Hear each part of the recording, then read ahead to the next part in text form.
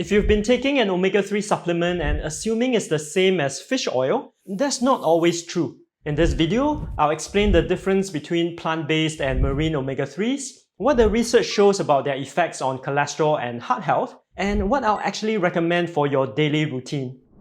Most people assume that omega-3 and fish oil are exactly the same thing, but they're not, and the difference affects what you should be taking and why.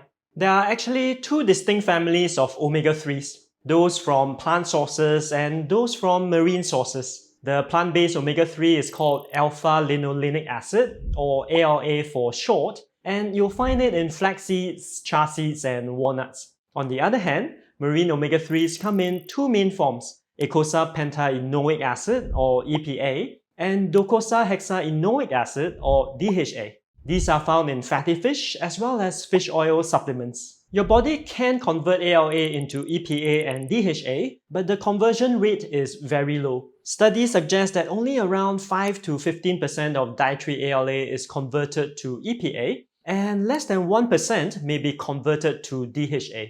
As such, ALA and EPA/DHA behave functionally like different types of omega-3s in the body.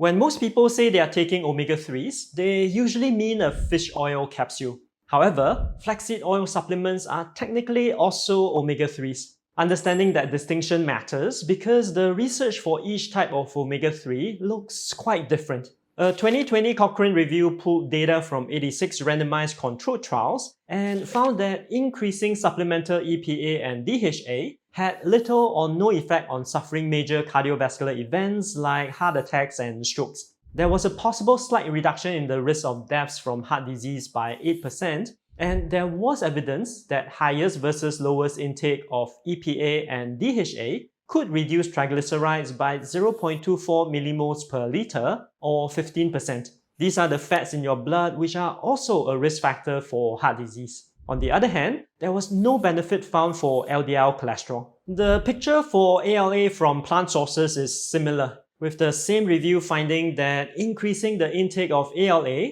probably makes little or no difference to deaths or events due to heart attacks and strokes. And ALA also showed no significant effect on LDL cholesterol or triglycerides. That said, there is one area where ALA, EPA, and DHA all seem to show consistent benefit, and that is for chronic inflammation. A 2019 meta-analysis of 20 randomized controlled trials found that both EPA and DHA reduced the inflammation marker C-reactive protein, or CRP, by around 0.5 milligrams per liter.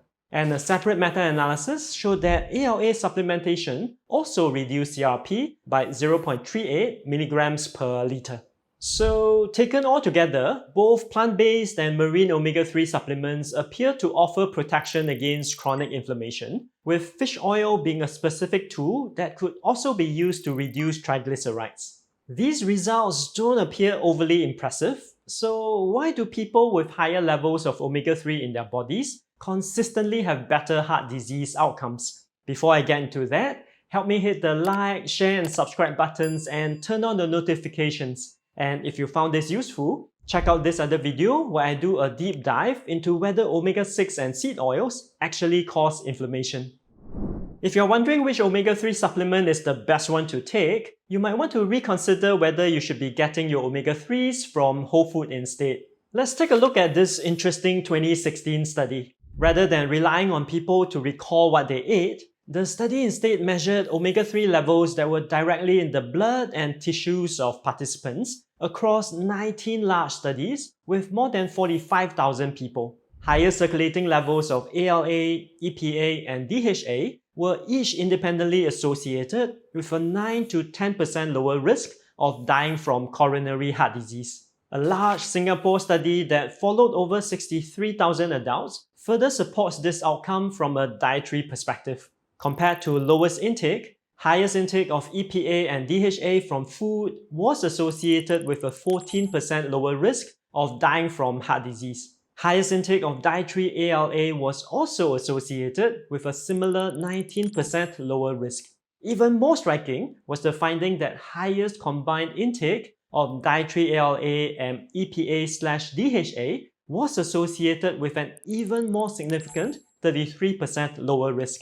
Why do whole foods appear to outperform supplements? The most plausible explanation is the food matrix. When you eat fatty fish, you're not just getting EPA and DHA, you're also getting other nutrients like vitamin D, B12, selenium, and iodine.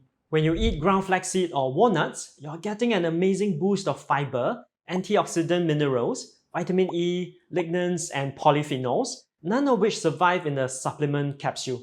And therefore, these compounds in whole foods likely work together in ways that a supplement capsule can't replicate. As such, the research appears to point in a consistent direction. For heart health, omega-3 supplements offer support for chronic inflammation, but whole foods like fatty fish are what's really doing the heavy lifting. Before I share a few practical tips on getting the most from omega-3s in your routines, if you know someone who's been taking fish oil thinking it's the same as eating fatty fish, share this video with them. I'm sure they'll appreciate it. You've probably heard that you're not getting enough omega-3s, so here are 4 practical tips to help you reach that target and make the most of fatty fish in your routines. Number 1, eat fatty fish at least twice a week. Most dietary guidelines, including Singapore's, recommend 2 servings of fatty fish per week for heart health benefits. Good local options include salmon, saba fish or mackerel, and canned sardines, which are really convenient.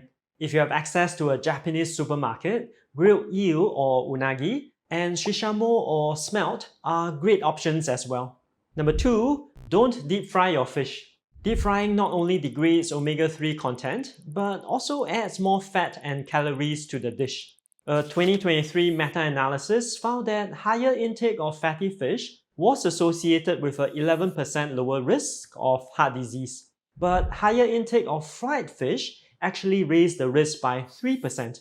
As such, steaming, grilling, baking, or pan frying are all better options to preserve omega-3 content. Number 3, if you don't eat fish regularly, consider a high-quality omega-3 supplement. Just a reminder that only less than 10% of plant-based omega-3 or ALA can be converted in your body to the marine omega-3s, EPA, and DHA. As such, omega-3 supplements like flaxseed oil may not be the best option. So check the labels and consider an omega-3 supplement where EPA and DHA make up at least 80% of the total fat content. If you're a vegan, look for algae oil with similar content. Before tip number 4, healthy aging food strategies like these are what I help my clients with in my private practice. If you've been struggling with high cholesterol and would like more personalized help to improve your heart health, click on the link in the description to book a free strategy session.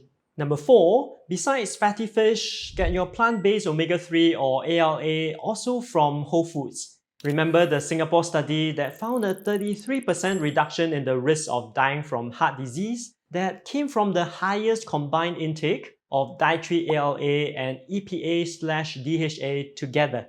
So besides having fatty fish twice a week, soak your overnight oats with 1 to 2 tablespoons of chia seeds, add 1 tablespoon of ground flaxseed to your greens, and have a handful of walnuts as an afternoon snack. What's your main source of omega-3s right now? Let me know in the comments. In the meantime, check out these other videos for more practical food strategies to lower your cholesterol and reduce your risk of heart disease. See you in the next one.